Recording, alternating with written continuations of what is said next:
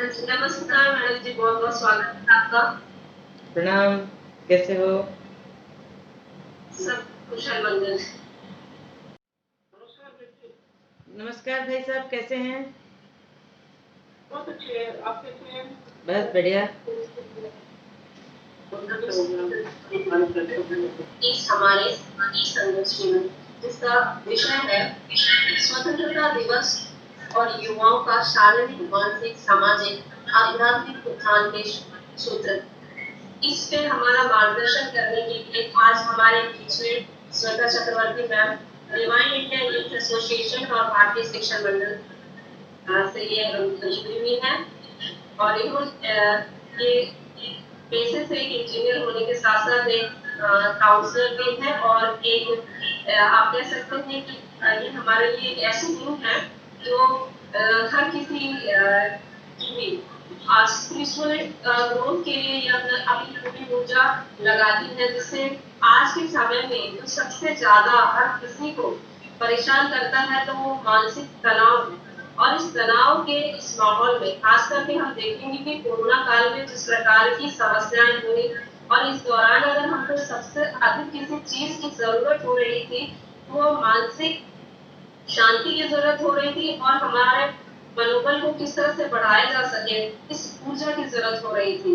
तो मैं कहूंगी कि इस और श्वेता मैडम के जितने भी काम है अगर मैं उनको बोलना या लिंगा शुरू करूंगी तो शायद ये मेरे बस की बात भी नहीं हो पाएगी, लेकिन इन्होंने अपने ब्लॉग के थ्रू, न्यूज़पेपर राइटिंग के थ्रू और पर्सनल काउंसलिंग के थ्रू इन्होंने इस और बहुत सारा काम किया है। ये गायत्री परिवार से भी जुड़ी हुई हैं और इनका परिचय मैं अगर कहूँ तो ये कह सकती हूँ कि ऐसी स्पिरिचुअल पर्सनालिटी जिन्होंने अपने जीवन में ज्यादा से ज्यादा समय सामाजिक सरोकार और सामाजिक उत्थान के लिए लगाया। हम सभी अपना विकास अवश्य करते हैं, चाहे वो सामाजिक हो, राजनीतिक हो, शैक्षणिक हो, आध्यात्मिक हो, लेकिन दूसरों के उत्थान, दूसरों के लिए अगर विकास के लिए अगर कोई सोचता है तो वह व्यक्ति पुरुष से महापुरुष हो जाता है। तो मैं कहूंगी कि इस मानव से महामानव की जो यात्रा है वो मैडम ने कहीं ना कहीं तय कर ली है और इनकी बौद्धिक आभा और आध्यात्मिक आभा इतनी जागृत है कि अगर हम इनसे बात भी करते हैं और इनके सानिध्य में अगर हम अपना समय बिताते हैं कुछ समय, तो इनकी ऊर्जा भी हमें बहुत अधिक ऊर्जावान कर जाती है। आज भारतीय शिक्षण मंडल के इस मंच ने हमें ये सौभाग्य दिया है कि हम मैडम के मार्गदर्शन से कुछ अपने जीवन में कुछ अच्छी चीजों को उतार सके और अपना आध्यात्मिक, मानसिक और सामाजिक उत्थान, शारीरिक उत्थान किस प्रकार से करें, इसमें वो आज वो प्रकाश डालेंगे। मैडम श्वेता चक्रवर्ती मैम ने बच्चों के लिए भी बहुत सारी किताबें लिखी हैं और मनोविज्ञान से इनका खासा सरोकार रहा है। मनोविज्ञान के क्षेत्र में इन्होंने बाल मनोविज्ञान, उनके शैक्षणिक विकास के लिए, मानसिक विकास के लिए कई पुस्तकों का भी संपादन मैडम कर रही है और इस समय इनके एक पुस्तक का कार्य भी चल रहा है और इन्होंने अपने व्यस्ततम समय से हमें समय निकालकर आज दिया है। मैडम आध्यात्मिक जागृति के लिए भी लोगों को हमेशा प्रेरित करते रहती हैं, क्योंकि हम जानते हैं कि हर एक सोल किसी न किसी उद्देश्य से आता है। हम सभी इस संसार में एक उद्देश्य को लेके आए हैं, लेकिन हम हर एक कार्य को तो बहुत करते हैं लेकिन उस उद्देश्य को कहीं ना कहीं भूल जाते हैं। तो ये जरूर है कि अगर जब हम इनको सुनते हैं, इनकी रचनाओं को पढ़ते हैं, इससे बात करते हैं, तो ये जिज्ञासा जरूर हमारे अंदर आती है कि हम इस उद्देश्य के लिए, हम किसी न किसी उद्देश्य के लिए आए हैं और हमें कोशिश करनी है कि हम अपने उस उद्देश्य को ढूंढने की कोशिश करें, समझने की कोशिश करें। मैडम ने अभी अपने एक आलेख में लिखा था जिसे मैं पढ़ रही थी व्हाट्सएप के माध्यम से, जो आया था, जिसमें इन्होंने लिखा था कि माता पार्वती ने शंकर को पाने के लिए कठिन तपस्या की, यही कहा जाता है। लेकिन माता पार्वती ने जो तप किया था वो खुद की जागृति के लिए किया था, खुद के भान के लिए, खुद को जानने समझने के लिए किया था। क्योंकि जो शिव और शक्ति का मिलन था, उस शिव से शक्ति का जो मिलन था वो उस उनके ज्ञान और उनके आध्यात्मिक विकास से ही था और माता ने कहीं ना कहीं अपने आप को जानने और समझने के लिए ये प्रयास किया था। तो मैडम हमेशा कहती हैं कि खास करके महिलाओं को खुद की शक्ति को जानने और जागृत करने की आवश्यकता है, क्योंकि जब वो स्वयं स्वयं को पहचान लेंगी तो किसी भी प्रकार के समस्याओं का समाधान कर पाएंगी। क्योंकि इस विषय में मैं आपका ज़्यादा समय नहीं लूँगी, और अगर हमारे पास मुझे लगता है कि अभी और कुछ लोग जुड़ रहे हैं। वैसे रजिस्ट्रेशन तो हमारे मैं इसमें कहना चाहूँगी मैडम कि भारत से हरियाणा के बाहर के भी कई लोग हैं जो इसमें जुड़े हुए हैं, और खुशी की बात है कि हमारे पास अच्छे खासे रजिस्ट्रेशन आ गए हैं। वो सब अब जुड़ भी रहे होंगे क्योंकि हमारा वक्त हो चुका है। और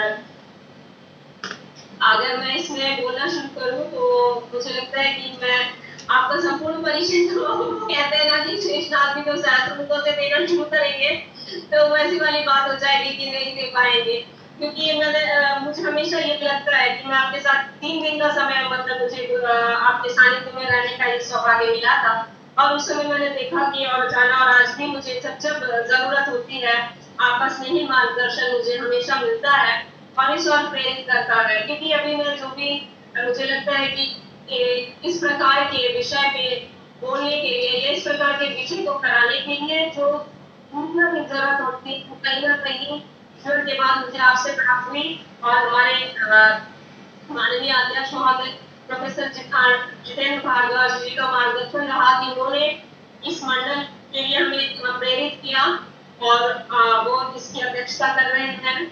और ये हमारा सौभाग्य है कि उनका मार्गदर्शन हमें समय समय पर मिलता रहता है, और वो इस प्रकार के सामाजिक सरोकार के लिए हमेशा अपनी ऊर्जा देते हैं।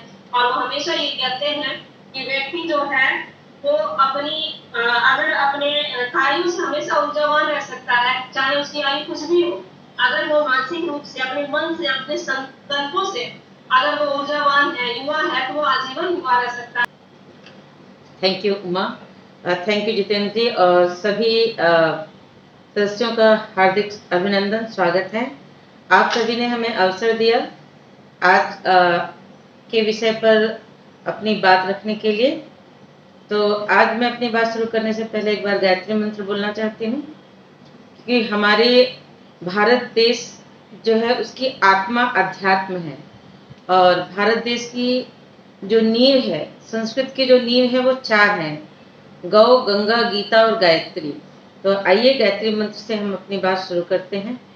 ओम भूर्भुवः स्वः तत्सवितुर्वरेण्यं भर्गो देवस्य धीमहि धियो यो नः प्रचोदयात्। तो जैसा कि उमा ने कहा कि हम स्वतंत्रता दिवस के बाद आज पहली बार स्वतंत्रता और युवाओं का स्वतंत्रता में योगदान, इस विषय पे अध्यात्म कैसे सहायक हो सकता है वर्तमान जीवन में भी, सामाजिक जीवन में भी, कैरियर में भी, और जो जॉब व्यवसाय कर रहे हैं वहाँ पर भी, सभी जगह प्रत्येक स्तर पर अध्यात्म हमारा किस प्रकार एक मेन टूल हो सकता है जीवन जीने की कला के लिए।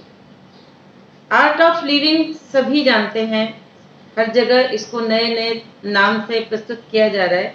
आज हम इसी को, अध्यात्म की जो मूल स्रोत हैं, उसको हम स्वतंत्रता के साथ जोड़कर आपको प्रस्तुत कर रहे हैं। तो सबसे पहले समझते हैं स्वतंत्रता क्या है।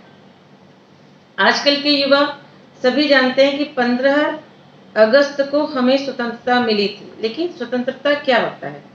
अगर स्वतंत्रता शब्द को हम तोड़ते हैं तो 2 शब्द निकल कर आते हैं, स्व प्लस तंत्र, यानी स्वयं के लिए स्वविवेक से अपना तंत्र व्यवस्था बनाना ही स्वतंत्रता है।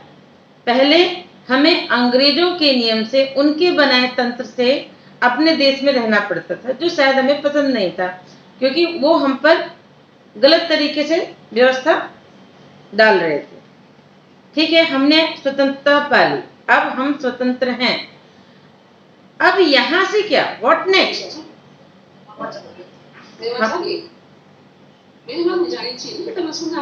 M I audible? ठीक है, तो अब यहां से क्या है, हमारे युवा यहां से स्वतंत्रता को किस ओर ले जाना चाहते हैं। तो सबसे पहली चीज होती है देश क्या है। देश यहाँ के रहने वाले लोगों से बनता है। वैसे तो एक भूमि है, उस भूमि पर एक जैसी सोच के, एक जैसी विचारधारा के लोग जब रहते हैं और उसकी उन्नति के लिए प्रयास करते हैं, तब जाकर वो देश देश बनता है। अभी अगर हमें आपस में गांव में अगर किसी से पूछे आप कौन, आप कैन, तो लोग बताते हैं अपना परिचय, हम मिश्रा हैं, हम गुप्ता हैं, हम ठाकुर हैं, हम ये हैं, फलाना ढिमकाना। लेकिन जैसे ही गांव से बाहर जाएंगे शहर में, तो पहचान क्या बताएंगे, हम अमुक गांव से हैं।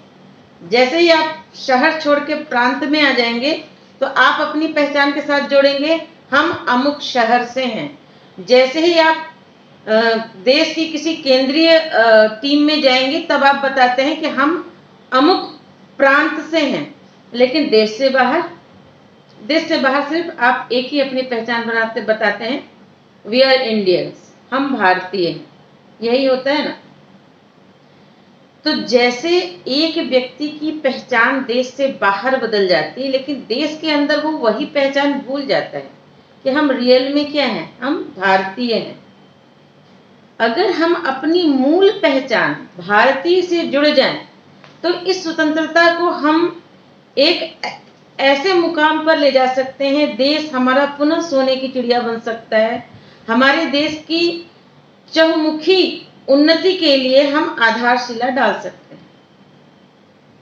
अभी आजकल के समाज में अगर आप युवाओं को दो कैटेगरी में बांट सकते हैं। 50% युवा अगर चाय की टपरी पर या कहीं पर एक साथ बैठते हैं, कैफे में बैठते हैं, कहीं पर भी बैठते हैं, तो वो आपको समस्या गिनते हुए पता चलेगा कि हमारे देश में अमुक समस्या है, बेरोजगारी की समस्या है, ये समस्या है, वो समस्या है। उनकी टेबल पर अगर आप 1 घंटे व्यतीत करेंगे, तो उनके पास समस्त जानकारी है कि हमारे देश में कौन और कितनी समस्या हैं, कौन कौन इस समस्या के लिए उत्तरदायी है। अब आते हैं दूसरी तरह के युवा, जैसे आपके भारतीय शिक्षण मंडल के युवा हैं। इनके साथ आप जब बैठेंगे, आप जब गायत्री परिवार के या किसी भी ऐसे धार्मिक संगठन या ऐसे संगठन के किसी भी व्यक्ति से जो देश समाज के उत्थान के लिए आगे आ रहा है, उनके साथ आप जब बैठेंगे, तब आप सुनेंगे कि वो बात कर रहे होते हैं कि ये समस्या है, इस समस्या के लिए हम ये समाधान प्रस्तुत कर सकते हैं। जैसे अगर आप भारतीय शिक्षण मंडल के किसी भी बंदे के साथ में बैठेंगे जो यंग युवा है, तो वो बताएगा कि भाई भारतीय शिक्षण मंडल की पूरे भारत की जो शिक्षा व्यवस्था है से ही भारत को गुलाम बनाया गया था। क्योंकि जो मैकाले था, लॉर्ड मैकाले था, उसने कहा था कि भाई भारत की शिक्षा व्यवस्था इतनी सुदृढ़ है कि इस देश के किसी भी व्यक्ति को गुलाम नहीं बनाया जा सकता। अगर इस देश को गुलाम बनाना है तो इसकी शिक्षा व्यवस्था, रीढ़ की हड्डी को आप ब्रेक कर दो। जैसे बिना रीढ़ की हड्डी के कोई खड़ा नहीं हो सकता, वैसे ही भारतीयता विहीन शिक्षा पद्धति से एक गुलाम सोच के लोग तैयार होंगे और उनको गुलाम बनाना हमारे लिए बहुत आसान होगा। तो इन सारी समस्याओं को समझकर जो भारतीय शिक्षण मंडल है, उसने क्या किया कि उल्टे को पुनः उल्टा करके सीधा करने की व्यवस्था की जा रही है। यानी शिक्षा में भारतीयता का कैसे प्रवेश हो, कैसे वह आध्यात्मिक सूत्र पुनः युवाओं के जीवन में सम्मिलित हो, जिससे वो अपनी स्वतंत्रता का मूल्य समझें।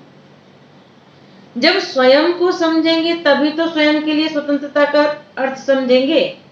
आजकल हम स्वयं को ही नहीं समझते।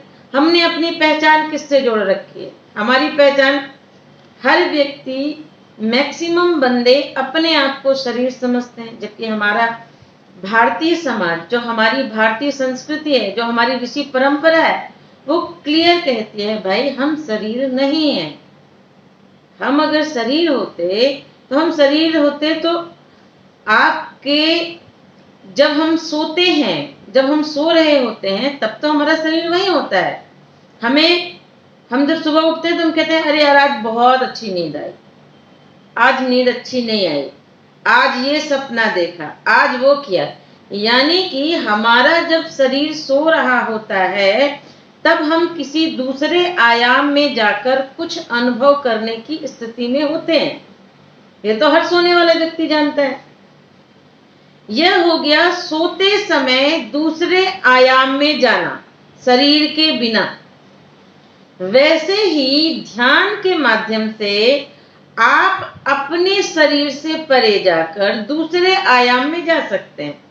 तो स्वप्न में और ध्यान में क्या अंतर है? स्वप्न में हम जो भी कार्य करते हैं उसमें हमें होश नहीं होता, यानी हम पूरी तरह से मेन चेतना जो होती है उसको शून्य हो जाती है और हमारा जो अवचेतन होता है वो जागृत होता है, वह स्वप्न बुनता है, वो हम उसको एक्सपीरियंस करते हैं। स्वप्न में हमारा नया शरीर होता है। स्वप्न में आपने कभी देखा है किसी को स्वप्न में बाहर जाने के लिए ताला चाबी लेने की आवश्यकता है? नहीं भाई, शरीर तो जा ही नहीं रहा है, आत्मा भ्रमण कर रही है। इसी तरह इसी शरीर में जागृत अवस्था में स्वयं से परे जाकर भी हम जीवन के बहुत सारे आयाम देख सकते हैं। तो हमारी ऋषि परंपरा कहती है हम शरीर नहीं है। हम शरीर नहीं है तो हम क्या है? क्या हम मन है? नहीं, हम मन भी नहीं है। एक बहुत बड़े ऋषि हुए विद्यारण्य स्वामी। विद्यारण्य स्वामी ने एक सूत्र निकाला कि जो दिखता है और जो देख रहा है वो दोनों कभी एक नहीं हो सकते। जैसे ये पेन है, इस पेन को मैं देख रही हूं, तो देखने वाली आंख और मैं दोनों एक नहीं है, दो अलग चीजें हैं। मैं लैपटॉप को देख रही हूं, आप लोगों को देख रही हूं, तो देखने वाली मेरी आंखें और आप एक नहीं है, यानी कभी भी दृश्य और दृष्टा एक नहीं होता। ठीक है भाई, ये तो हमें समझ में आ गया कि हम दृश्य से परे हैं। अच्छा, एक चीज बताइए, आंखों में जब खुजली होती है या आंखों में दर्द होता है या आंखों में कोई भी तकलीफ होती है तो उसको कौन जानता है? हमारा मन जानता है। अगर आपका ध्यान कहीं और हो तो सामने से कोई गुजर जाए आपको दिखेगा नहीं। इसका अर्थ यह है कि जब तक आप आंखों से ध्यान से नहीं देखते तब तक आप कुछ देखने में सक्षम नहीं होते। तो यहाँ आंख को देखने वाली इकाई हो गई हमारा मन। तो मन और आंख दो अलग चीज हो गई। हम मन नहीं, हमारा मन और आंख एक चीज नहीं है। आंख हमारी दृष्टि हुई और दृष्टा, उसको महसूस करने वाला, उसको जानने वाला हमारा मन होगा। अच्छा ठीक है भाई, हमने ये तो पता कर लिया कि हम शरीर नहीं, तो क्या हम मन है? अच्छा, अगर आप कहते हो आप मन हो तो आप एक चीज बताओ। आप ये कहते हो ना मेरा पढ़ने में मन नहीं लग रहा, आज कुछ खाने का मन नहीं कर रहा, आज कुछ मीठा खाने का मन कर रहा है, ये सारी चीजें बोलते हो ना, तो ये मन को कौन वॉच कर रहा है? मन को कौन देख रहा है? मन में क्या चल रहा है इसको कौन देख रहा है? यानी कोई कुछ है। अब आप उस साक्षी को चाहे आप आत्मा कह दें, चाहे सोल कह दें, चाहे रूह कह दें, नाम क्या रखते हैं, इट डजंट मैटर। मैटर करता है कि कोई है जो आपके मन को भी देख रहा है। इसका अर्थ यह है कि ना आप शरीर हैं ना आप मन हैं, तो आप क्या हैं? आत्मा है। तो भारतीय ऋषि परंपरा कहती है कि अध्यात्म में अगर आपने यह जान लिया कि आप शरीर नहीं है, मन नहीं है, आप आत्मा हैं, तो इससे वर्तमान जीवन में आपको क्या फायदा मिलने वाला है? ठीक है, आप साधु संत बन जाए तो ठीक है कि आपने जान लिया आप आत्मा है। लेकिन अगर आप साधु संत नहीं है, जैसे मैं जॉब कर रही हूँ, मेरी घर गृहस्थी है, वैसे आप जॉब कर रहे हैं, आपकी घर गृहस्थी है, तो ऐसे समय में जानने से आपको क्या फायदा होगा? तो यहाँ पर शिष्य के प्रश्न का उत्तर देते हुए एक ऋषि ने कहा कि भाई देखो, आंखों का महत्व कौन बता सकता है? आंख होने से क्या बेनिफिट है? वो तो वही बता सकता है जिसके पास आंख हो। आंख के कितने फायदे हैं ये कौन बता सकता है? जिसके पास आंख है। उसी तरह अध्यात्म भी एक दृष्टि देता है, तृतीय नेत्र देता है, तीसरा आयाम देता है, तृतीय दृष्टि देता है। अब शंकर भगवान की फोटो तो आप सभी ने देखी होगी। तो जो तृतीय नेत्र है क्या केवल शंकर भगवान के पास है? नहीं, शंकर भगवान तो उसको आपको बता रहे हैं कि भाई वो आपके पास भी है। हम सभी के पास भी तीसरा नेत्र है। हम सभी के पास भी वह आयाम है जो जिस आयाम से हम दुनिया को तीसरे आयाम से देख सकें। कैसे देख सकें? अच्छा, मिट्टी के बर्तन की दुकान पर आप जाइए तो आप देखेंगे कि मिट्टी के लोंदे से एक कुम्हार तरह तरह के बर्तन बना रहा है। अगर सभी बर्तनों में यह आत्मा डाल दी जा सके और वो लोग बात कर सकें तो वो आपस में क्या बात करेंगे?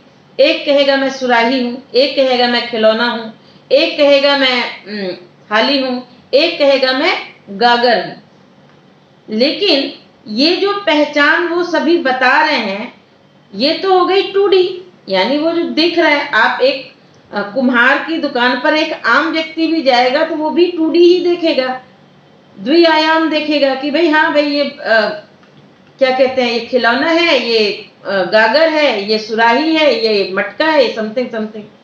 लेकिन अगर कोई तत्व दृष्टि से जाकर देखेगा, यानी तीसरे आयाम से देखेगा, 3D देखेगा, तो क्या देखेगा? ये सभी मिट्टी से हैं। मिट्टी के बिना क्या कुम्हार के पास बने किसी भी वस्तु की कोई वैल्यू है? बिना मिट्टी के किसी की कोई पहचान है? कमेंट में डाल के बताइए यस या नो। नहीं ना। मिट्टी है तो ही बर्तन है, तो उसका मूल तत्व क्या हुआ? मिट्टी। तो मिट्टी के बिना बर्तन नहीं हो सकता, लेकिन बर्तन के बिना तो मिट्टी हो सकती है। मूल तत्व क्या है? मिट्टी। इसी तरह अगर आप स्वर्ण की दुकान पे जाते हैं, स्वर्ण की दुकान पे आप देखेंगे तरह तरह के ऑर्नामेंट हैं, लेकिन मूल तत्व क्या है? स्वर्ण। किसी भी गहने का, आभूषण का अस्तित्व स्वर्ण के बिना नहीं हो सकता, लेकिन स्वर्ण का अस्तित्व उन सबके बिना हो सकता है। वैसे ही इंसान किससे बना है? उस ब्रह्म से बना है, उस ब्रह्म तत्व से बना है। वह ब्रह्म तत्व ऐसा है जैसे मान लो समुद्र से निकालकर पानी अलग अलग बोतल में भर दिया जाए, अलग अलग बर्तन में भर दिया जाए। हर बोतल का अलग रंग हो सकता है, अलग स्वरूप हो सकता है।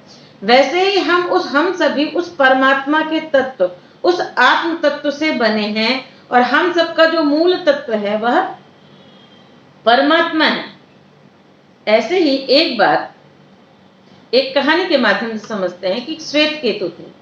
श्वेत केतु को उनके पिता ने, ऋषि ने कहा कि जाओ तुम पढ़कर आओ। वो पढ़कर आए तो उन्होंने पूछा कि बेटा बहुत इंटेलिजेंट था, उन्होंने सब ज्ञान बता दिया धड़ाधड़, जो उन्होंने पूछा वो सब रटा रटाया उन्होंने बता दिया। उन्होंने पूछा एक चीज बताओ श्वेत केतु कि ऐसा क्या है जिसे जानने से तुम पूरे ब्रह्मांड को जान सकते हो, तुम व्यष्टि से समष्टि में परिवर्तित हो सकते हो। बोले व्यष्टि से समष्टि में कैसे? बोले वह बताओ। बोले पिताजी ऐसा तो कुछ मुझे पढ़ाया नहीं गया है, मैं जहां से जिस गुरुकुल से पढ़कर आ रहा हूं वहां वेद थे, पुराण थे, सब कुछ था, मुझे सब कंठस्थ है, सारी ऋचाएं कंठस्थ हैं। लेकिन आप जो प्रश्न पूछ रहे हैं वो मुझे नहीं समझ में आ रहा कि मैं ऐसा क्या जान लूं कि मैं व्यष्टि से समष्टि में प्रवेश कर जाऊंगा, जिसे जानकर मुझे सारी चीजें समझ में आ जाएंगी। बोले वो है बेटा ब्रह्म। फिर जो अभी मैंने आपको सारी चीजें बताई कि तत्व दृष्टि से देखने की, उनको उन्होंने एक्सप्लेन किया। बोले भगवान कहाँ है, मैं कैसे देख सकता हूं? जिसे मैंने देखा नहीं, जिसे मैंने जाना नहीं, मैं उसको कैसे मान लूं? तब श्वेत केतु के पिता ने क्या किया कि एक गिलास पानी लिया और उसमें चीनी घोल दी। अब उन्होंने पूछा कि ये बताओ कि इस जल में चीनी कहाँ है? तो उन्होंने कहा कि वो तो घुल गई। बोले वो तो घुल गई, ये तो पता है, लेकिन कहाँ है, दिखाओ मुझे। तो बोले वो तो देखा नहीं जा सकता, वो तो अब तो उसके अंदर घुल गया, एक एक कण मिल गया। तो बोले इसी तरह पूरे ब्रह्मांड में परमात्मा मिला हुआ है। बोले लेकिन फिर भी अगर तुम्हें जानना है कि इसमें चीनी है या नहीं है तो तुमको क्या करना पड़ेगा? बोले इसे टेस्ट करना पड़ेगा, अनुभव में लाना पड़ेगा। बोले वैसे ही बेटा जब आप परमात्मा को जानना चाहते हो तो आपको परमात्मा को अनुभूत करना पड़ेगा, जानना पड़ेगा। तप से, ज्ञान से, विविध साधना पद्धतियों से, साक्षी साधना से आपको उस परमात्मा को जानना पड़ेगा। तो श्वेत केतु ने कहा कि क्या हम परमात्मा को देख नहीं सकते? बोले तुम्हारे जैसा ही एक प्रश्न एक बार मछली ने अपनी मां से कहा मछली ने कहा कि मैं समुद्र को देखना चाहता हूं। मछली की मां ने कहा कि भाई तुम तो समुद्र में ही हो। बोले मैं समुद्र में कैसे हूं? बोले भाई आप समुद्र में हो, आपके अंदर भी समुद्र है और आपके बाहर भी समुद्र है। बोले ये कैसे भला? बोले आप जिस जल में हो, समुद्र क्या है? समुद्र एक जल स्रोत का नाम है, और तुम समुद्र से परे यानी समुद्र से बाहर जाओगी तो तुम्हारा जीवन ही नहीं बचेगा, फिर तुम समुद्र को अनुभव कैसे करोगे? तो वैसे ही श्वेत केतु से उनके पिता ने कहा कि तुम परब्रह्म के अंदर हो और परब्रह्म तुम्हारे भीतर है। अब चाहे तुम स्वयं के भीतर जाके उसको जान लो, चाहे तुम बाहर जाकर उसको जान लो, जानना उसी एक तत्व को है। तो अब प्रश्न उठता है कि श्वेत केतु ने अपने पिता से प्रश्न किया कि पिताजी यह बताइए कि इससे मुझे मेरे वर्तमान जीवन में क्या क्या फायदे हो सकते हैं? एक युवा को अध्यात्म से क्या फायदे हो सकते हैं? बोले बेटा इसमें आपको क्या क्या फायदे हो सकते हैं? सबसे पहली चीज कि जब आप स्वयं को समझते हैं तो आप इस तरह कुशल बनते हैं कि आप अपने जीवन को जीने की कला जान जाते हैं। श्वेत केतु ने प्रश्न किया कि क्या इससे मेरे अध्यात्म को जानने से क्या मेरे जीवन के समस्त दुख समाप्त हो जाएंगे? तो ऋषि ने कहा नहीं, अध्यात्म को जानने से जीवन में दुख समाप्त नहीं होते। जैसे गाड़ी चलाना सीखने से रोड के गड्ढे समाप्त नहीं होते। आप अगर किसी भी ड्राइविंग स्कूल में जाते हैं और उससे कहते हैं कि हम गाड़ी चलाना सिखा दीजिए, उसने आपको गाड़ी चलाना सिखा दिया। अब आप कहते हैं कि भैया मैंने आपसे गाड़ी सीख लिया है, अब आप मुझे गारंटी वारंटी दीजिए कि मुझे रोड में कोई गड्ढा नहीं मिलेगा। क्या वो गारंटी वारंटी दे सकता है? नहीं। गाड़ी चलाने वाला ने आपको कुशलता दी है जिससे आप कैसी भी रोड हो उसको आप गाड़ी चला लो, अपने जीवन का आनंद ले लो। अगर एक व्यक्ति आध्यात्मिक नहीं है तो क्या क्या नुकसान होते हैं? जब हमारा आध्यात्मिक दृष्टिकोण नहीं होता है तो जैसे कार्तिक राजारमन था जो MBA गोल्ड मेडलिस्ट था, उसके पास अरबों की संपत्ति थी, अमेरिका में वेल सेटल्ड था, लेकिन क्या हुआ? रिसेशन आया। रिसेशन आया तो मतलब जब तक वो अप में चल रहा था तब तक तो वो तो खुश था। जैसे ही रिसेशन आया 1 साल का घाटा भी वो बर्दाश्त नहीं कर पाया। उसने अपनी माता को गोली मारी, अपने दोनों बच्चों को गोली मारी, अपनी पत्नी को गोली मारी, स्वयं को गोली मारकर मर गया। जब वो मर गया तो उसकी जो संपत्ति का आकलन किया गया तो पता लगा कि उसके पास अरबों की संपत्ति वो छोड़कर गया है। अभी भी उस पर रिसर्च हुआ तो वहां के मनोवैज्ञानिकों ने यह निष्कर्ष निकाला कि this man is programmed for handle success, this man is not programmed for to handle failure. यह व्यक्ति फेलियर हैंडल करने के लिए इसके माता पिता ने इसे कभी कुछ सिखाया ही नहीं। उसके माता पिता ने हमेशा उसे यह सिखाया कि तुम्हें टॉप करना है, तुम्हें ये करना है, वो करना है। जब हम आध्यात्मिक दृष्टिकोण से जीवन देखते हैं तो हमें पता चलता है कि भैया जब रात चाहे कितनी भी बड़ी हो लेकिन रात हमेशा नहीं रह सकती। रात के बाद दिन आएगा ही आएगा, और दिन कितना भी बड़ा हो दिन के बाद रात आएगी। कोई भी समय कभी भी एक जैसा नहीं हो सकता। आज सुख है तो कल दुख होगा, कल दुख है तो आज सुख होगा, क्योंकि ये तो सृष्टि का नियम है, आप इसको थोड़े ना रोक सकते हो। तो आध्यात्मिक दृष्टिकोण वाले व्यक्ति को कभी भी सुसाइड करने की जरूरत नहीं पड़ती, क्योंकि वह सफलता में फूलता नहीं है और असफलता में सिकुड़ता नहीं है। वो दोनों ही सिचुएशन को हैंडल करने के लिए अपने दिमागी रूप में वो अपने आप को चुस्त दुरुस्त पाता है। आज युवाओं में इतनी सारी सुसाइड टेंडेंसी क्यों बढ़ रही है? क्यों?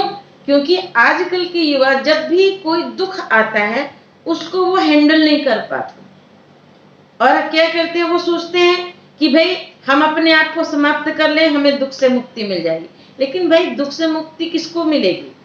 आपने शरीर नष्ट किया, आपका मन तो आपके साथ ही है, प्रेत योनि में होगा, आपका मन भी कहीं नहीं गया है, आपकी आत्मा भी कहीं नहीं गई है। तो दुख नहीं मिटा है, केवल आपका शरीर मिटेगा आत्महत्या से। आंख बंद करने लेने से समस्या नहीं हल होती। अब आध्यात्मिक आजकल के युवा नहीं है, इसलिए गुलाम आसानी से बन जाते हैं। जैसे ही वो कॉलेज पहुंचते हैं, वहां पर नशे के अब व्यापारी लोग तो हाईली इन्वेस्टमेंट कर रहे हैं। अब आप देख लो, फिल्मों में आप पता कर लो, तो बहुत सारा बड़ा पैसा नशा माफिया का इन्वेस्टेड है। इसीलिए चाहे बर्थडे पार्टी हो, चाहे कोई भी दृश्य हो फिल्मी, आप देखेंगे कि उसमें शराब का विज्ञापन अवश्य होता है। कोई भी गाना हो, उसमें शराब का विज्ञापन अवश्य होता है। आजकल तो जितनी वेब सीरीज आ रही हैं और जितनी भी फिल्में आ रही हैं, उसमें नए नए ड्रग्स भी विज्ञापन में कैरेक्टर के साथ डाले जाते हैं, जिससे लोगों के अंदर क्यूरियोसिटी जगे कि ये क्या है, और उसको वो इनकैश करें। आजकल का नए जमाने का युवा जानता ही नहीं है कि जन्मदिन बिना पार्टी के मनाई जा सकती है। हम किसी भी चीज को एक तरह से, देश बस आजाद हुआ है लेकिन सोच हमारी अभी भी गुलाम है।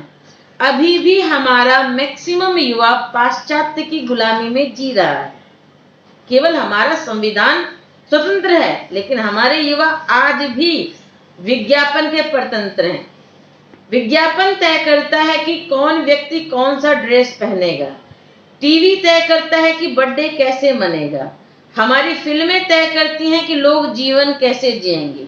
जितनी भी अस्वास्थ्यकर चीजें हैं, जितनी भी विनाशकारी तत्व हैं, वो सबको सेलिब्रेशन के साथ जोड़ दिया गया है। और बार बार जब आप एक ही चीज को देखते हैं, तो आपके दिमाग में वो इस तरह घर कर जाता है कि फिर आप उस चीज को डिनाई नहीं कर पाते हैं। इस बात को सिद्ध करने के लिए एक मनोविज्ञान के प्रोफेसर थे और एक मैथ के टीचर थे। दोनों बहुत अच्छे मित्र थे। तो मनोविज्ञान के सर अपने क्लास में ये सिखा रहे थे कि अगर एक ही बात, विज्ञापन इंडस्ट्री आजकल युवाओं को कैसे पथभ्रष्ट कर रही है और फिल्में आजकल युवाओं को कितना तबाह कर रही है, वो सारे टॉपिक को बता रहे थे। तो गणित के सर आकर बोलते हैं कि तो तुम क्या चाहते हो कि लोग एंटरटेन करना छोड़ दें? तुम्हारे मनोविज्ञान के चलते लोग सारी चीजें ही छोड़ दें, न जाए मॉल वगैरह? बोले भाई मैं ये नहीं कहना चाहता, मैं ये कहना चाहता हूं कि बार बार अगर किसी चीज को विज्ञापन आप देखते हैं, तो एक विज्ञापन कम से कम आपकी आंखों के सामने से, कान के सामने से कम दिन में 2-4 बार तो गुजरता है। अब आप महीने में लगा लीजिए कितनी बार हुआ, महीने में कम से कम 30-40 बार तो रिपीट हो गया ना।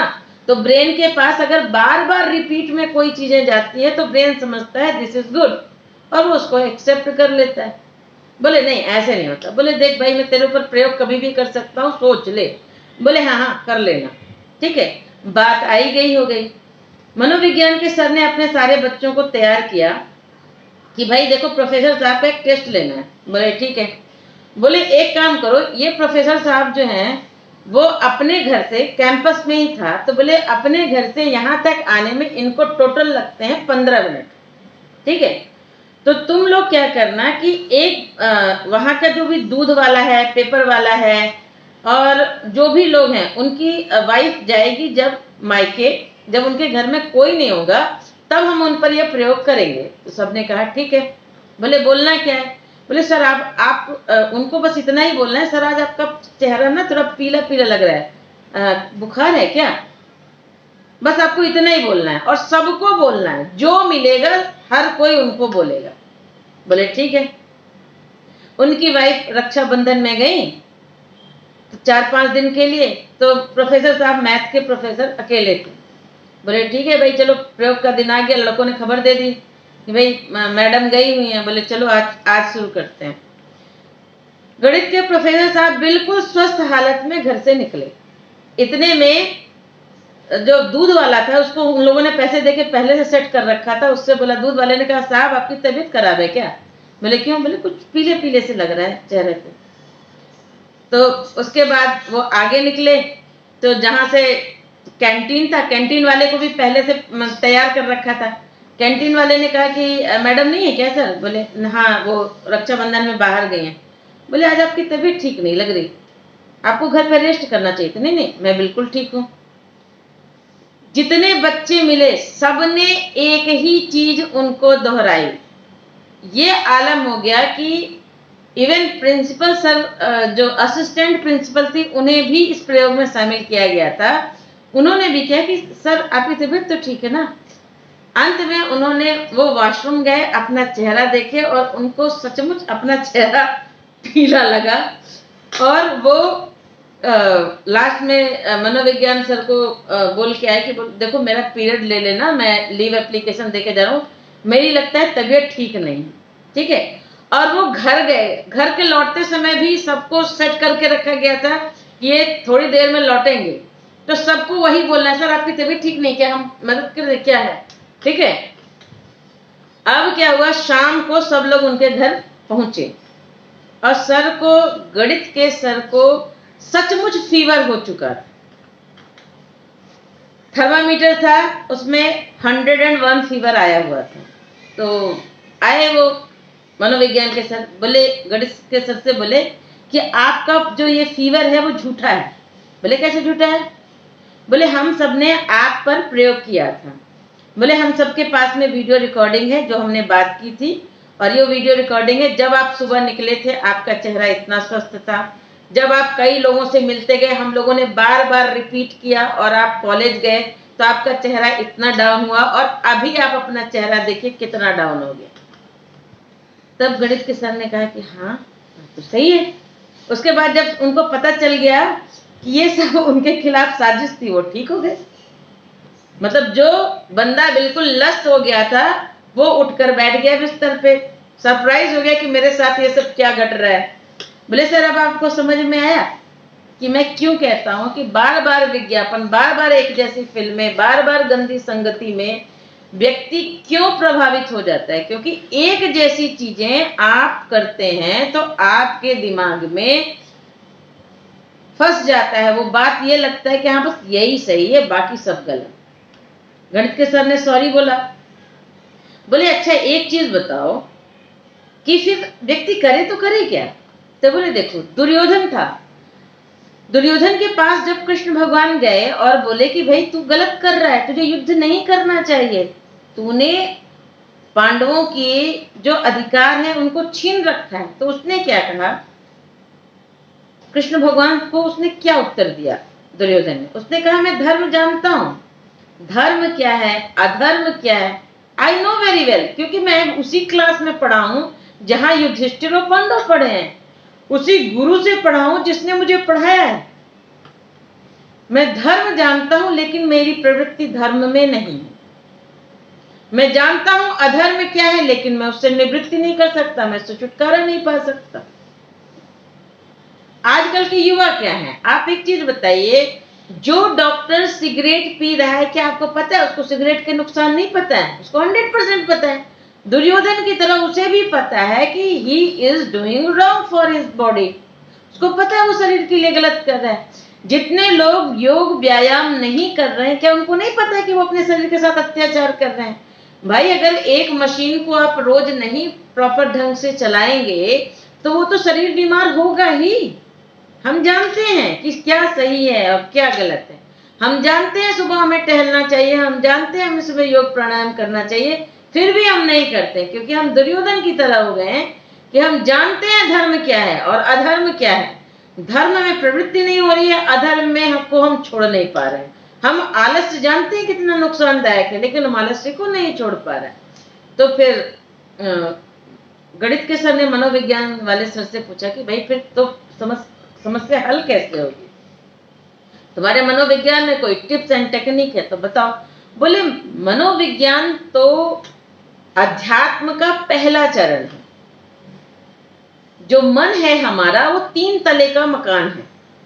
3 तले का मकान मतलब एक 10% मकान का हिस्सा ऊपर दिख रहा है, बाकी तो आइसबर्ग की तरह 90% नीचे है।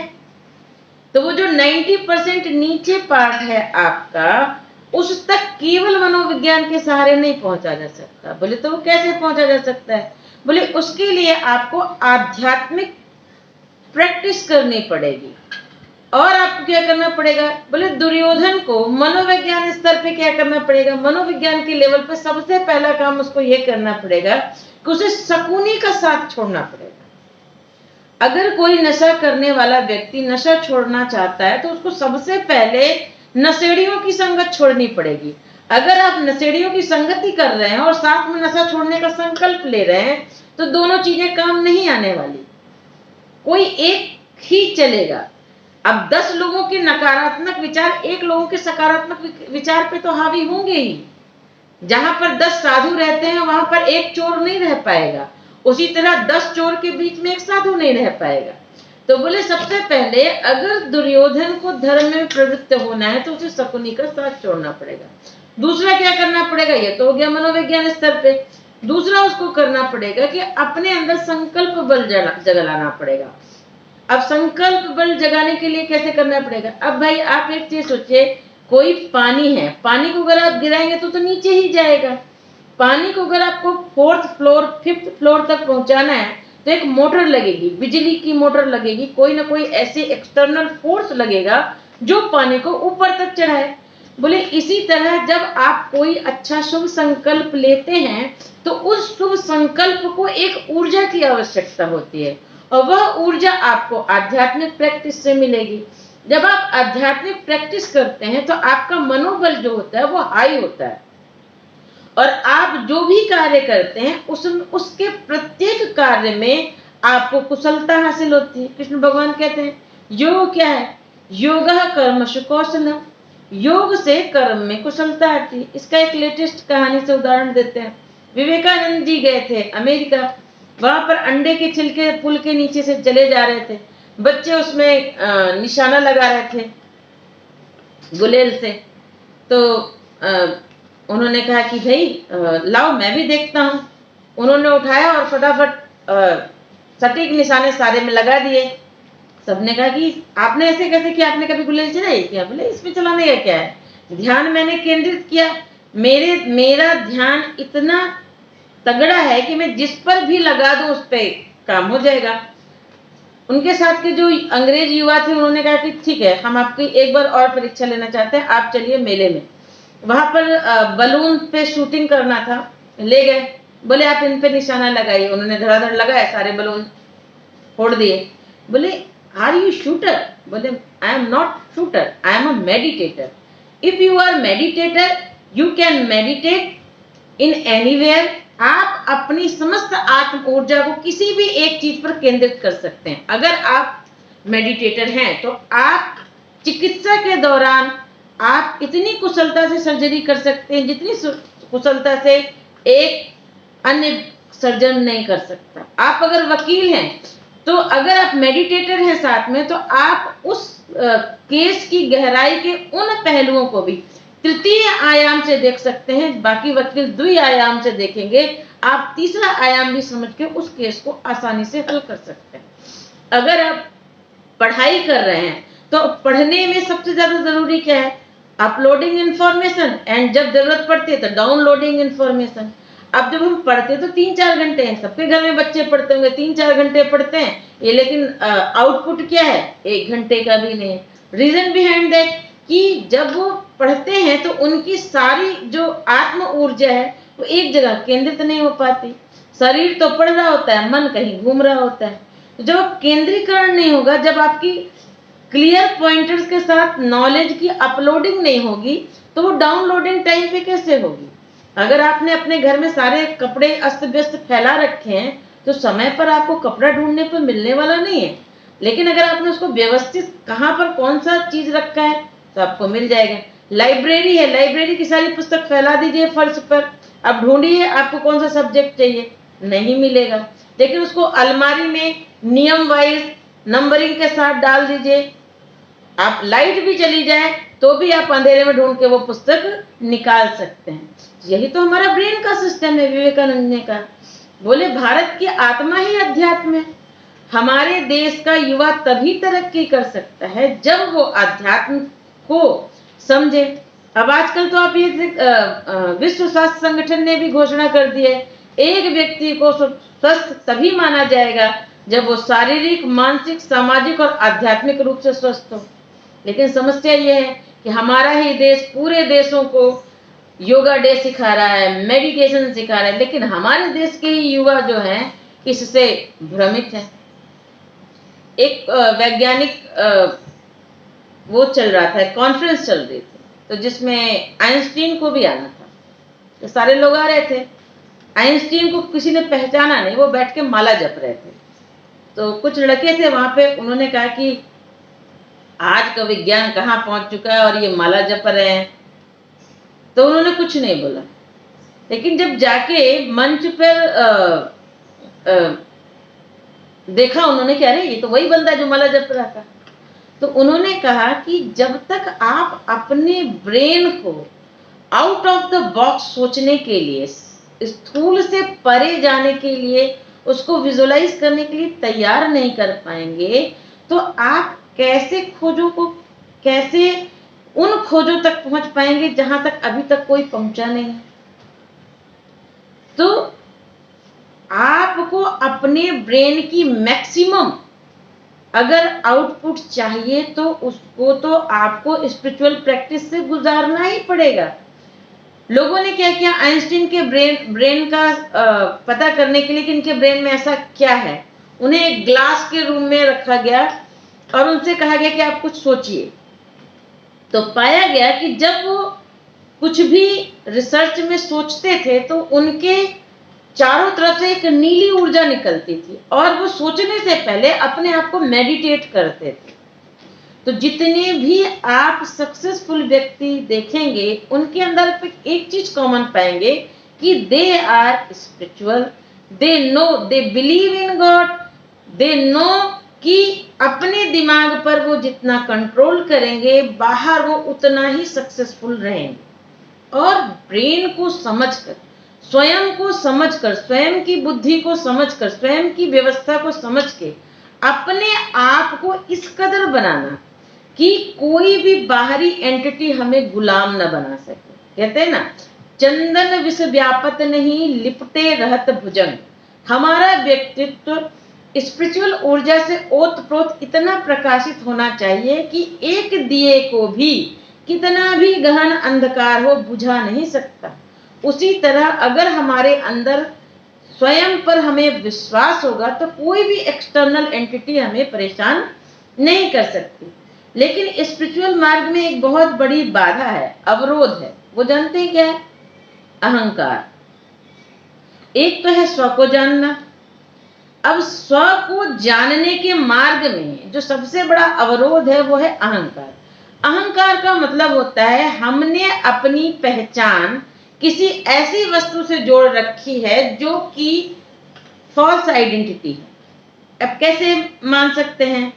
अहंकार को हम कहते हैं कि आत्मा का घाव। अब अगर 4 लोग बैठे हैं एक सोफा सेट में, कोई पार्टी चल रही है, कहीं भी चल रही है, और एक मक्खी है, ठीक है, और एक व्यक्ति के हाथ में घाव है, तो एक चीज बताइए कि मक्खी जाकर कहां बैठेगी? जिसके हाथ में घाव होगा।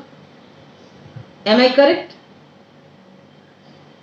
इसी तरह जीवन में अगर आपके अंदर अहंकार का घाव है तो आपको कोई भी दुखी और सुखी कर सकता है। मतलब आपका रिमोट कंट्रोल दूसरे के हाथ में। कोई आया, उसको आपसे अपना उल्लू सीधा करना है, आपकी 2-4 झूठी प्रशंसा कर दी, आप फूल कर कुप्पा हो गए और आपने उसका काम कर दिया, भले उसके बाद आपको नुकसान पहुंचने वाला है। चाटुकारिता उन्हीं की संभव है जिनके अंदर अहंकार का घाव है। और किसी को दुखी करना कितना आसान है। जिनके अंदर अहंकार है उनको दुखी करना भी बहुत आसान है। उनको जाइए 2-4 उल्टे सीधे शब्द बोल दीजिए, उनका मूड खराब हो जाएगा। आज इंटरव्यू में जाना है, एक बंदा इंटरव्यू के लिए तैयार है, बस आप चाहते हैं कि वो फेल हो जाए, जाके बोलिए तेरे से तो कुछ नहीं होगा।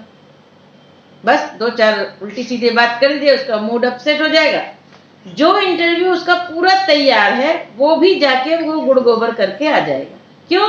क्योंकि उसकी अहंकार पे चोट लग गई। अब एक लड़की है, घर में परिवार में है, घर वालों में से किसी ने कह दिया तेरे से तो कुछ नहीं होगा, बस उसको बुरा लग गया। उसके बाद उस दिन उसका कॉलेज में भी दिमाग खराब होगा, वो उसका पूरी दुनिया में खराब होगा। उस दिन उसके लिए पूरी दुनिया का अस्तित्व ही नहीं रह जाएगा। कोई लड़का है, हाँ देख वो फलाना तो कितना कमाता है, तो कुछ कमाता ही नहीं है, बस भाई साहब का मूड खराब और पूरा दिन वो अपना बर्बाद कर लेंगे। इस बात पर एक बहुत अच्छी कहानी मुझे याद आ रही है कि एक ऋषि थे, संत थे, उनका एक शिष्य था। बोले महाराज लोगों की बात का हमको बुरा कैसे न लगे, लोग इतना कड़वा बोलते ही हैं। तो उन्होंने कहा कि देख तेरे को भी कुछ समझाने का मुझे फायदा नहीं है। बोले नहीं आप बताइए, आप कहते हो कि निंदा और स्तुति में एक जैसा होना चाहिए, कैसे एक जैसा होगा बंदा?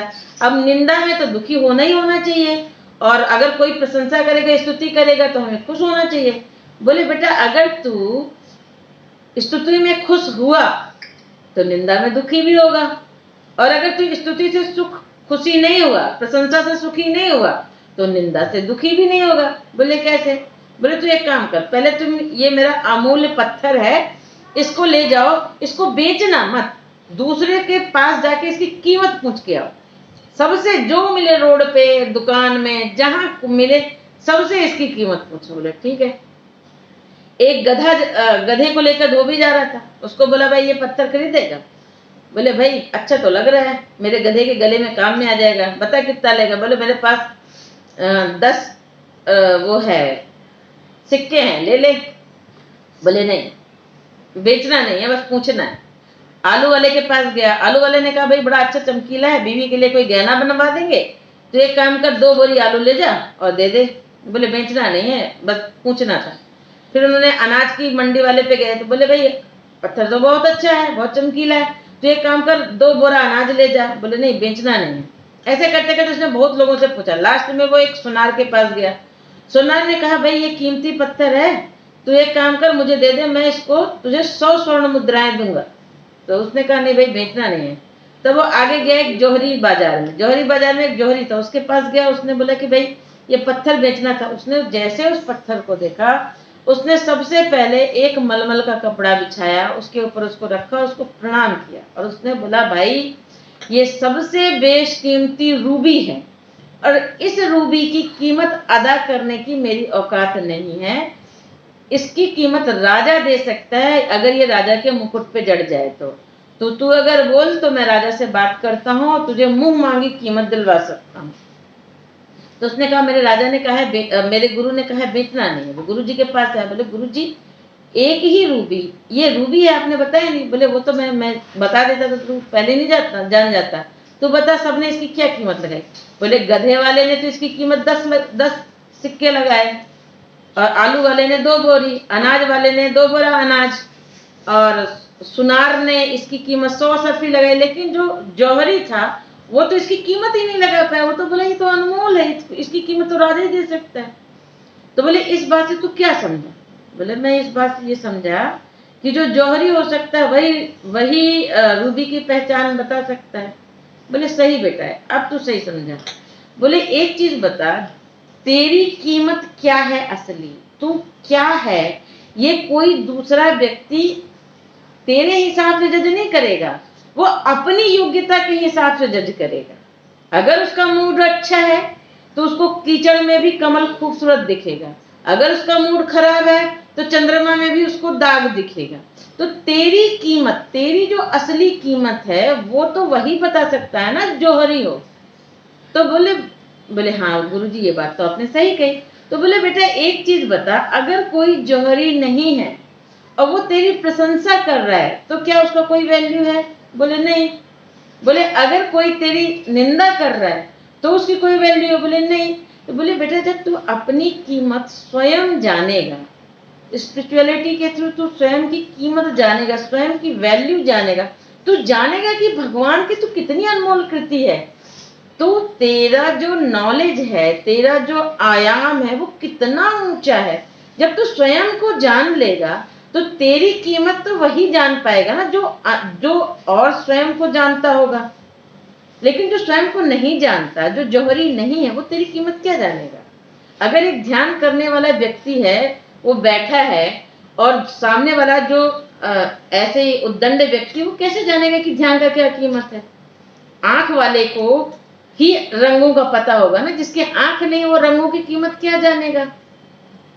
तो बोले बेटा इसीलिए अगर तुम्हें ये समझना है कि तुमको स्वयं को जानकर स्वयं की व्यवस्था का तंत्र बनाना है, स्वतंत्र होना है, इन सब चीजों से मोह माया से स्वतंत्र होना है और अपने आप को एक उच्च आयाम तक लेके जाना है, तो स्वयं के लिए स्वयं जौहरी बनो। दूसरे से मत पूछो कि भाई मैं कैसा हूं।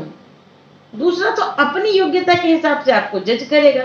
कोई 2 बोरी आपका मूल्य लगाएगा, कोई 10 सिक्के लगाएगा, लेकिन जो जौहरी होगा वही आपकी कीमत बता सकेगा। तो इस बात से हम आजकल के युवाओं को ये बता सकते हैं, हम सभी युवा ये जान सकते हैं कि भावनात्मक रूप से भी आप किसी के ऊपर निर्भर मत रहिए, स्वतंत्र रहिए। सामने वाला आज कलयुग है, कलयुग में जहां स्वार्थ सधता है वही रिश्ता निभता है। अगर कंपनी के साथ एम्प्लॉय का स्वार्थ सध रहा है तब तक वो उस कंपनी में जॉब करेगा। अगर उसको अच्छी सैलरी मिली वो कंपनी छोड़ देगा। उसी तरह उस कम सैलरी में उससे अच्छा बंदा अगर कंपनी को मिल गया तो उस बंदे को निकाल देगी। कंपनी भी स्वार्थ देखती है। आजकल प्रत्येक रिश्ता लड़के लड़की का हो, चाहे सास बहू का हो, चाहे परिवार का हो, सब जगह साधु संत तो बैठे नहीं है। सब अपने अपने स्वार्थ का तराजू लेकर रिश्ता तौल रहे हैं। लेकिन इस स्वार्थ के तराजू में अगर आपको सुख शांति तलाशनी है तो आपको सबसे पहला काम होगा अपने हाथ का जो स्वार्थ का तराजू है ना, उसको उठाकर फेंक दीजिए। आप स्वयं में पूर्ण हैं। गुलाब ये थोड़ी ना पूछता है कि सामने वाला अच्छे मूड से आ रहा है, गंदे मूड से आ रहा है, या मेरी इज्जत करेगा या तोड़ के मसल देगा। वो तो खिला रहता है, कांटों के बीच में भी खिला रहता है। वो किसी से नहीं पूछता कि भाई तुम मेरी इज्जत करोगे कि नहीं करोगे, लाश पर चढ़ाओगे या भगवान के ऊपर चढ़ाओगे या मसल के खा जाओगे, उसको कोई फर्क नहीं पड़ता, वो खिला रहता है। इसी तरह भगवान की इसी तरह हम भगवान की बनाई अनमोल सृष्टि हैं। अगर हम जीवन में आध्यात्मिक प्रयास करते हैं, कुछ प्रैक्टिस हैं जो मैं सभी को बताती हूँ, मेरी काउंसलिंग में भी मैं बताती हूँ कि हम अपनी बुद्धि को शार्प करके परा बुद्धि तक कैसे ले जा सकते हैं, कैसे हम अपने जीवन की समस्याओं को सॉल्व कर सकते हैं। इस पे बहुत सारे रिसर्च गायत्री मंत्र पे आपको इसमें मिल जाएंगे। ऑल इंडिया मेडिकल एसोसिएशन ने किया है और मेडिटेशन पे बहुत सारे रिसर्च अवेलेबल हैं, बहुत सारी चीज़ों पे रिसर्च अवेलेबल है। श्रीमद् भगवद गीता पर भी रिसर्च अवेलेबल है। तो मैं आपको एक छोटी सी प्रैक्टिस बताकर अपनी बात समाप्त करती हूँ। 5 बजने वाले हैं, 2 मिनट है मेरे पास। तो अगर कोई भी व्यक्ति आपको परेशान लगता है, वो आपकी अपनी परेशानी आप तक आकर बताता है, आप अगर टीचर हैं या आप उसके फ्रेंड हैं या कोई भी हैं, तो सबसे पहले आप उससे कहिए कि बेटा आप जो है ना, ग्लास अभी आधी देख रहे हैं। सबके जीवन में आधी ग्लास भरी है और आधी ग्लास खाली है। तो अगर आप अपने जीवन का खालीपन देखेंगे तो डिप्रेशन में जाएंगे, भरा देखेंगे तो आप अपने आप को मोटिवेट रख सकेंगे। और सबसे बड़ी चीज है, जहां समस्या होती है वहीं समाधान होता है। ऐसा कोई ताला नहीं बनता जिसकी चाबी न हो। बस समस्या ये है कि आप उस चाबी तक पहुंचेंगे कैसे। तो अपनी बुद्धि को बड़ा बनाने के लिए, बड़े स्तर पे इंटेलिजेंट बनाने के लिए आपको क्या करना है। जैसे पीएचडी के लोगों को अगर हम प्राइमरी का होमवर्क दें तो उनके लिए कोई बड़ी बात नहीं, उनको लगे है ये तो छोटी सी बात है। क्यों छोटी सी बात है? क्योंकि वो समस्या प्राइमरी के लिए बड़ी है, क्योंकि प्राइमरी के बच्चे की योग्यता क्षमता छोटी है। लेकिन उस समस्या को हैंडल करने के लिए अगर किसी पीएचडी के बंदे को लिया जाता है तो उसकी योग्यता क्षमता उस कोर्स से बड़ी है। इसी तरह आपकी समस्या आपको बड़ी इसलिए दिख रही है क्योंकि आपकी योग्यता पात्रता उस समस्या को हैंडल करने में कम है। तो हमें क्या करना है, हमको अपनी योग्यता पात्रता बढ़ानी है। और उसके लिए हमें क्या करना पड़ेगा, एक अधिकतम 108 दिन और कम से कम 40 दिन का आप छोटा सा ट्रायल कर सकते हैं। अगर आपको लाभ मिलता है तो आप आगे लोगों को बता सकते हैं, अपना फीडबैक मुझे भेज सकते हैं, उमा को आप भेज देंगे, वो मेरे तक आ जाएगा। रोज नियमित अर्जुन की तरह स्वयं को सोचकर श्रीमद् भगवद गीता का एक अध्याय हिंदी वाला, संस्कृत नहीं पढ़ना है, हिंदी वाला पढ़िए, ठीक है। और सोचिए कि ये सारे प्रश्न आपके हैं और ये जीवन का युद्ध है और आप ये प्रश्न पूछ रहे हैं और समाधान आपको श्री कृष्ण साक्षात दे रहे हैं। 40 दिन तक मिनिमम, मैक्सिमम 108 दिन तक करिए। साथ में जब आप ये प्रोसेस कर रहे होंगे अपनी बुद्धि को शार्प करने के लिए, साथ में आप क्या करिए, दोनों हाथों से गायत्री मंत्र लेखन करिए, 5 राइट से 5 लेफ्ट से। भले राइटिंग अच्छी बने बुरी बने, इससे कोई फर्क नहीं पड़ता। इससे आपके दोनों ब्रेन के बीच में संतुलन स्टेब्लिश होता है। कोई भी अच्छा म्यूजिक जो सूदिंग हो, जो वेद मंत्रों, आजकल यूट्यूब में आपको ना वेद मंत्रों के जो ब्राह्मणों के मंत्र है ना, उनको आप सुन सकते हैं। 5-10 मिनट डेली सुन लीजिए। उससे क्या होगी, आपकी ऊर्जा जो है वो चार्ज हो जाती है। और आप एक छोटा सा काम कर सकते हैं, कहीं पर भी बैठ जाइए, कहीं पर बैठ जाइए और आती जाती श्वास पर, जितनी आपकी एज है उतने मिनट आती जाती श्वास पर अपना आप ध्यान केंद्रित करिए और सोचिए कि मैं कौन हूं। क्या मैं ये शरीर हूं? क्या मैं ये मन हूं? या मैं इस शरीर और मन से परे कोई सत्ता हूं? मैं तो, अगर मैं उस परमात्मा से जुड़ा हुआ हूं तो मैं तो अनलिमिटेड पावर का हूं। तो मेरी पावर के सामने ये कोई जीवन की सारी समस्याएं तो बड़ी छोटी छोटी हैं, मैं इन्हें सहजता से हल कर सकता हूं, कर सकती हूं। मैं ही हूं जिनसे ये समस्या हल होगी। आज से जब भी कोई आपको परेशान करे तो आप ये मत सोचिए कि ये ऐसा क्यों है, आप ये सोचिए ये ऐसा ही है, अब मुझे ऐसे ही बंदे को हैंडल करना है। जो अच्छा बैट्समैन होता है वो कभी भी पिच को और अंपायर को और जनता को दोष नहीं देता, वो अपनी बॉलर को दोष नहीं देता, वो अपनी बैटिंग पर ध्यान देता है। और जो बुरा बैट्समैन होता है, एवरेज बैट्समैन होता है, वो कहता है मैं आउट इसलिए हो गया क्योंकि पिच खराब थी, मैं आउट इसलिए हो गया क्योंकि स्क्रीन के सामने लोग आ गए थे, क्योंकि मैं आउट इसलिए हो गया क्योंकि अंपायर ने गलत निर्णय दिया। अब आपको डिसाइड करना है कि हमें प्रत्येक बॉल को खेलने के लिए अच्छा बैट्समैन बनना है या वो एवरेज बैट्समैन बनना है जो तरह तरह के बहाने तैयार रखता है कि मीडिया के सामने क्या बोलना है। तो अगर आपको इतिहास रचना है तो अपने अंदर की जो बुद्धि क्षमता है उसको हायर लेवल तक लेके जाना है, और हायर लेवल तक ले जाने के लिए बिना स्पिरिचुअल प्रैक्टिस संभव नहीं है। और आपको मैंने एक चीज और अच्छा उदाहरण दिया था उस मनोवैज्ञानिक और गणित के प्रोफेसर का। तो आप जो चीजों को बार बार अपने दिमाग के सामने से ले जाएंगे, जिसकी संगति करेंगे, वैसे आप धीरे धीरे सोचने लगेंगे, वैसे वैसे आपकी आदतें बनने लगेंगी और एक दिन आप वैसे बन जाएंगे। तो इस बात के साथ मेरी बात समाप्त होती है। धन्यवाद। आप सभी ने बहुत ध्यान से सुना, इसके लिए बहुत बहुत धन्यवाद। जितेंद्र जी, उमा जी, बहुत बहुत धन्यवाद, आपने हमें यह अवसर दिया।